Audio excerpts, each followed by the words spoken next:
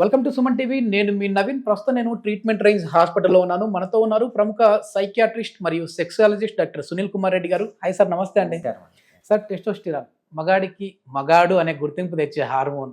So testosterone hormone అనేది అసలు ఎందుకు తగ్గిపోతా ఉంది, అదేవిధంగా ఏ ఏజ్ నుంచి ఏ ఏజ్ వరకు పీక్గా ఉంటుంది, హస్తప్రయోగం చేసుకోవడం వల్ల కూడా ఈ హార్మోన్ అనేది తగ్గిపోతుందా అని కొన్ని డౌట్స్ ఉన్నాయి మీ అభిమానులకి.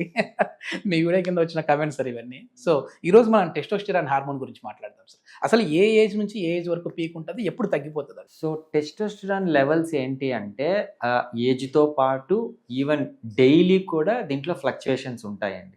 అంటే డైలీ తీసుకుంటాం. First early morning testosterone levels పీక్లో ఉంటాయి. అందుకనే అంగస్తంభన కూడా ఎర్లీ మార్నింగ్ వుడ్స్ అంటాం. అంటే తెల్లవారుజామున ఆర్ఎంఈ స్లీప్ ఉన్నప్పుడు అంగస్తంభన అనేది జరుగుతుంది. తెలియకుండానే అంగం గట్టిపడుతుంది. దానికి ఒక కారణం ఏంటి అంటే టెస్టోస్టెరాన్ లెవెల్స్ మార్నింగ్ పూట ఎక్కువ ఉండటం. సో ఈవెన్ మనం టెస్ట్ కి ఇచ్చినప్పుడు కూడా ఎర్లీ మార్నింగ్ శాంపిల్స్ ఇస్తాం అనమాట, బ్లడ్ టెస్ట్. సో ఆ విధంగా టెస్టోస్టెరాన్ ఎర్లీ మార్నింగ్ ఉంటుంది. ఇంకా ఏజ్ తో పాటు చూస్తే పీక్ లెవెల్స్ వాళ్ళు ప్యూబర్టీ పీరియడ్ లో, అంటే ఈ 10 years to 25 to 35 years వరకు బాగుంటుంది. దాని తర్వాత టెస్టోస్టెరాన్ లెవెల్స్ తగ్గచ్చు. బట్ వాళ్ళ డిజైర్ ని, అంటే సెక్స్ చేయాలన్న కోరిక కానీ ఆ మగతత్వానికి సంబంధించిన ఇది కానీ అది మాత్రం ఉంటుంది. దాన్ని మెయింటైన్ చేస్తుంది టెస్టోస్టెరాన్ లెవెల్స్. సో మంచి ఏజ్ లో ఉన్న కుర్రవాళ్ళకి టెస్టోస్టెరాన్ లెవెల్స్ బాగుంటాయి. అంటే టెస్టోస్టెరాన్ లెవెల్స్ ని బట్టే మనకు పిల్లలు పుట్టే అవకాశం కూడా నిర్ధారణ అయి ఉంటుందా, లేదంటే స్పెర్మ్ కౌంట్ కి దీనికి సంబంధం లేదా? యూజువల్లీ టెస్టోస్టెరాన్ లెవెల్స్ తక్కువ ఉంటే ఈ మగతత్వానికి సంబంధించిన ఇష్యూస్ కానీ అవన్నీ తగ్గుతాయి. అంటే డిజైర్, అంటే సెక్స్ చేయాలన్న కోరిక తగ్గటం కావచ్చు, కొద్దిగా ఈ ఫ్లక్చుయేషన్స్ వల్ల ఆ మ్యాన్లీనెస్ తగ్గటం కావచ్చు, ఇలాంటి ఇష్యూస్ ఉంటాయి. కానీ డైరెక్ట్ శుక్ర కణాల మీద ఎఫెక్ట్ ఉండదు. But still one of the count, అంటే టెస్టోస్టెరాన్ కూడా మనకు ఈ శుక్ర కణాలు పెరగడానికి ఉపయోగపడుతుంది, దోహదపడుతుంది. ఓకే, మెయిన్ వచ్చేసి అంగానికి రక్త ప్రసరణ జరగడం వల్ల అంగం స్తంభిస్తూ ఉంటుంది కదా.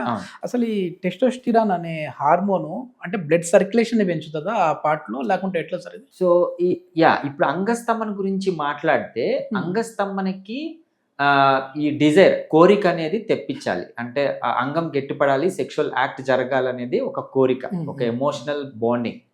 సో దానికి ఈ టెస్టోస్టెరాన్ ఉపయోగపడుతుంది.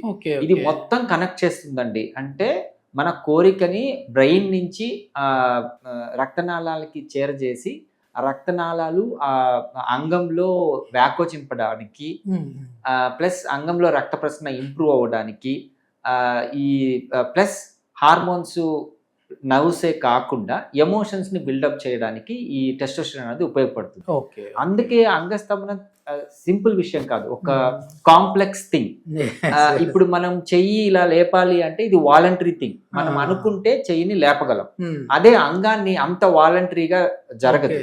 సో ఇది చాలా కాంప్లెక్స్ థింగ్. అందులో టెస్టోస్టెరాన్ అనేది ఒక ముఖ్య భూమిక పాటిస్తుంది. ఈ హస్తప్రయోగం ఎక్కువ చేసే వాళ్ళలో ఈ టెస్టోస్టెరాన్ లెవెల్ అనేది ఏమైనా తగ్గుతుందా సార్?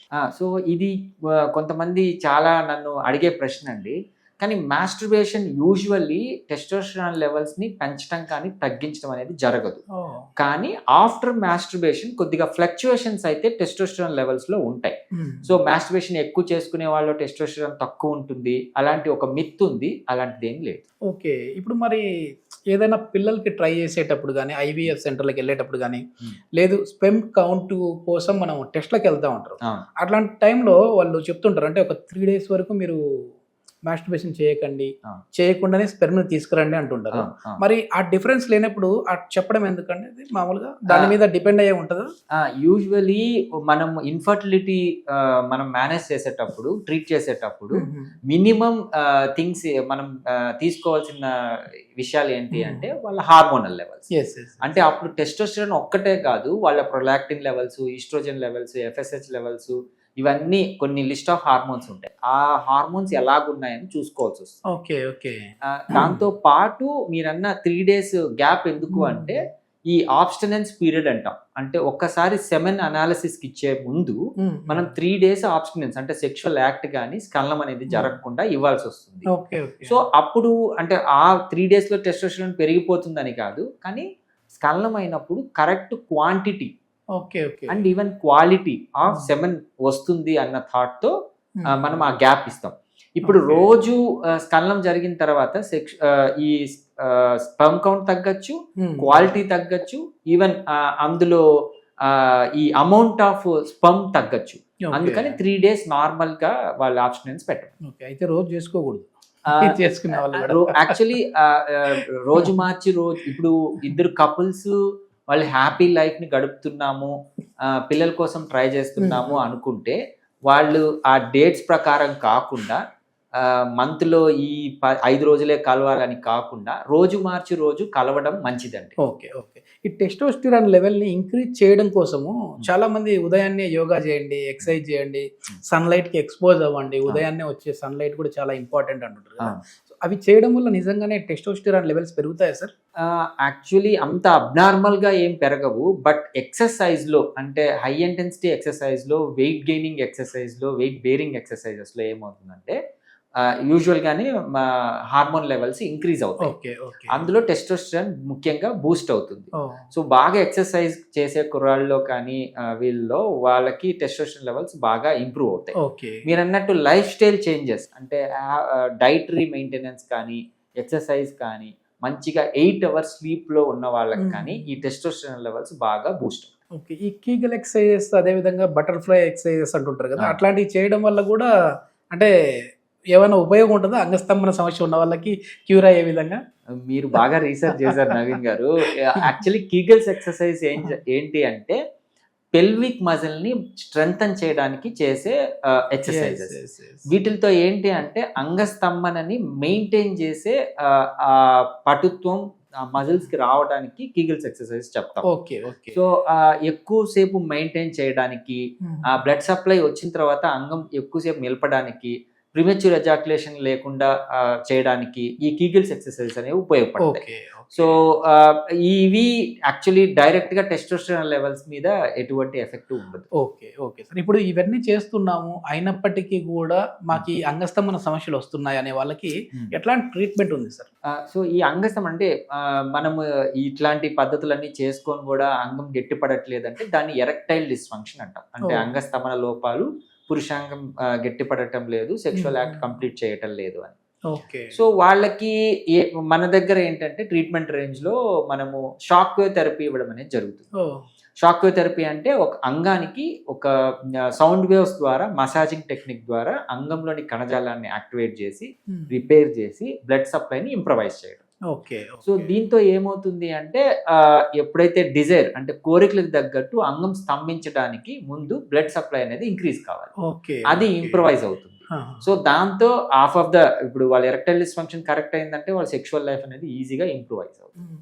ఇప్పుడు ఇక్కడ వైబ్రేషన్ ఇవ్వడం వల్ల అంటే సౌండ్ వేవ్ కావచ్చు, వైబ్రేషన్ టెక్నిక్ కావచ్చు, అట్లా ఇవ్వడం వల్ల దానికి ప్లస్ ఈ హస్తప్రయోగం దానికి డిఫరెన్స్ ఏంటి సార్? అంటే ఇది కూడా హస్తప్రయోగం అనేది కూడా అక్కడ ఒక ప్రెజర్ ని ఇచ్చేయడము, ఇక్కడ కూడా వైబ్రేషన్ ఇవ్వడం కదా. సో హస్తప్రయోగము ఏంటి అంటే అది మామూలు హ్యాండ్ తో చేసేది, దాంట్లో రాపిడికి గురి చేయడం అనేది జరుగుతుంది. సో రాపిడికి గురి చేసినప్పుడు ఏమవుతుందంటే ఆ సెక్షువల్ ఇంపాక్ట్ అనేది జరిగి వాళ్ళకి కొద్దిగా అంగం పెద్దది కావటము, రక్త ప్రసరణ ఇంప్రూవ్ అవడం జరుగుతుంది.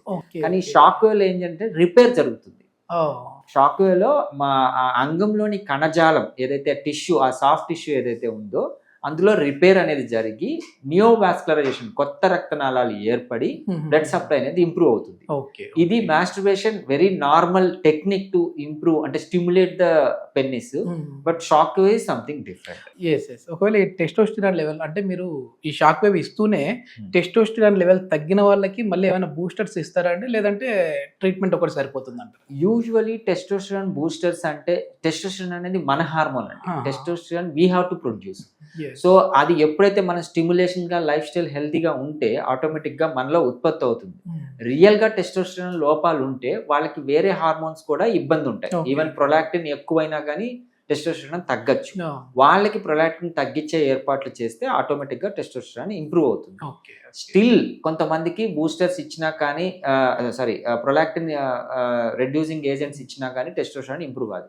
వాళ్ళకి టెస్టోస్టెరాన్ బూస్టర్స్ ఇవ్వచ్చు. థ్యాంక్ యూ సార్, చాలా మంచి ఇన్ఫర్మేషన్. Thank you.